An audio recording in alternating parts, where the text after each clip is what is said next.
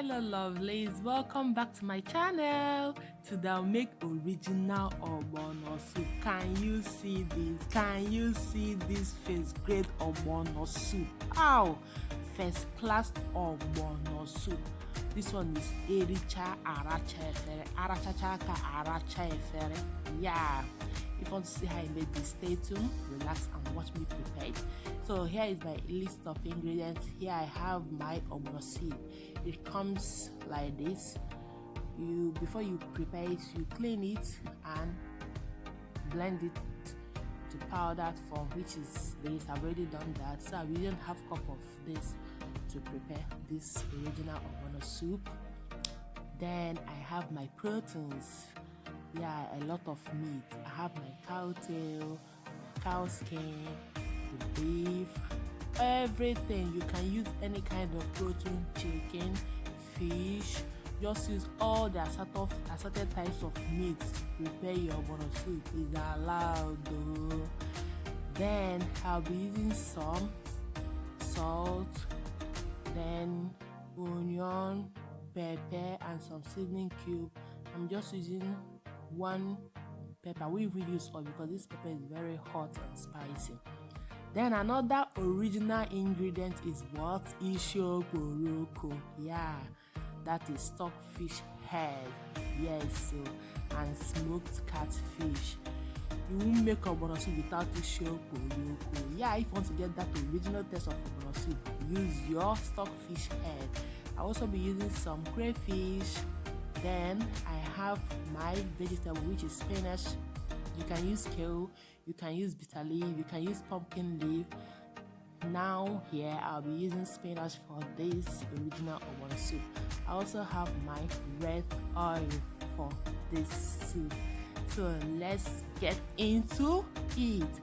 First of all, I'll boil the cow skin and the cow tail. Yeah, this part is very tough, so I need to boil it first. I'll add 1 cup of water to it. I have to boil it to get a little bit soft before I'll add other parts of meat, because this one is a little bit tough, so you need to boil it first. It doesn't have the same cooking time with the other type of beef. Then while boiling this, I will not add this to it now. No. While boiling this, I'm not adding anything. No salt, no cube, no seasoning cube, no spice. I'm not spicing it at all. I'm just boiling it plain like that. It helps it to boil fast and get soft easily. Yeah, this is a trick. It's a trick. If you want it to get fast, you boil it without anything. Then I'll go ahead to wash my spinach. While washing your spinach, make sure you add salt. Any vegetable, not only spinach. If you want to wash your vegetable, add salt to it. This helps you to kill some of the tiny microbes. You don't know where these vegetables are coming from the farm, from the store, the hands, everything. Just wash it with your salt. Sprinkle some salt and wash it more than 2 times, 3, 4, 5 times. Yeah, wash it. Make sure you wash them very well. Then for the stockfish head and the dried catfish, I'll soak it with salt and warm water before washing them.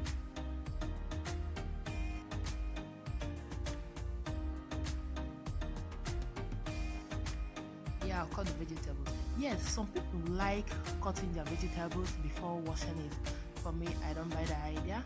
I like washing my vegetables before cutting it. Yeah, it helps to maintain some nutrients in it, because if you cut it then wash it, you see that the water will be green. That means some of the minerals and vitamins have escaped. Yeah, back to our meat. You can see it's a little bit soft now and the water have dried up. So you can see there is no water, just little water.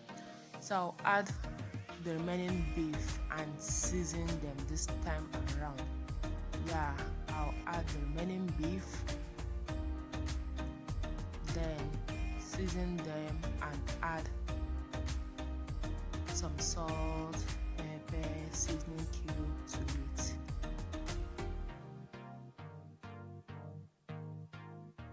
This ogbono soup is very easy to prepare, very easy, and if you prepare it very well, it will come out very nice and tasty. Yeah, so I'll add some onions, then some salt and some seasoning cube. Yeah, so as I was saying, ogbono soup is one of the, if you are calling the first 5 traditional soup in Igbo land in Nigeria, ogbono soup is one of them, and is, how will I put it, many people like this soup. Yeah, many people like it as their favorite soup. If you prepare it very well, you like the taste. So I'll marinate or turn this thing very well for the spices to be well combined.